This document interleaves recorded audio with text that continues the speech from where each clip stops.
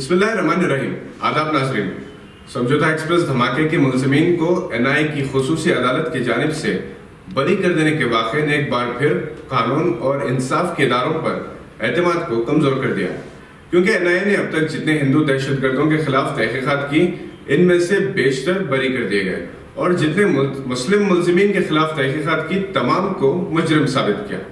سمجھوتہ ایکسپریس دھماکے کے 12 سال بعد اس کے اصل ملزمین اسیم آنند، کمل چوہان، راجندر چودھری اور مکیش شرما کو رہا کرنے کے فیصلے کے بعد اتر پردیش کے ضلع بجنور سے تعلق رکھنے والے محمد ذاکر نے NIA عدالت میں اسیم آنند اور دیگر ملزمین کو بری کیے جانے کے فیصلے کو چیلنج کرنے کا اعلان کیا ہے.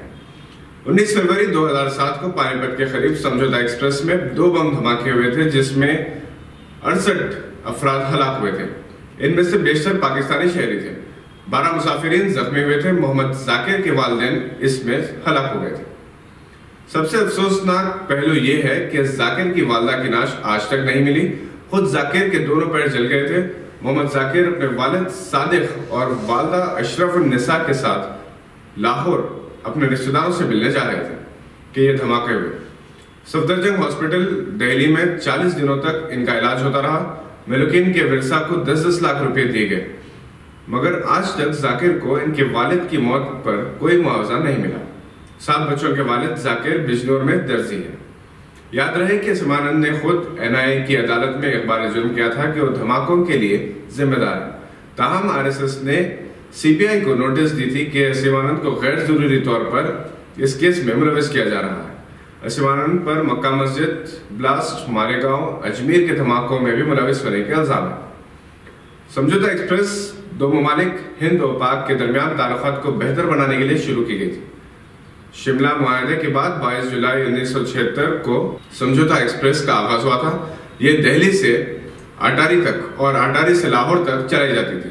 پہلے یہ روزانہ کی سروس تھی، تاہم 1994 سے ہفتے میں 2 بار چلائی جانے لگی.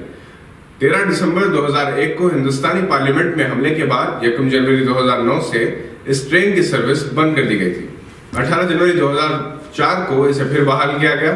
حال ہی میں پلوامہ واقعے کے بعد یہ سروس معطل کر دی گئی تھی، مگر اندرون 48 گھنٹے بحال کر دی گئی. پاکستانی ملزمین کی رہائی کے فیصلے پر سخت احتجاج کیا ہے اور ہندوستانی ہائی کمشنر کو طلب کر کے اپنے احتجاجی جذبات سے مطلع کیا.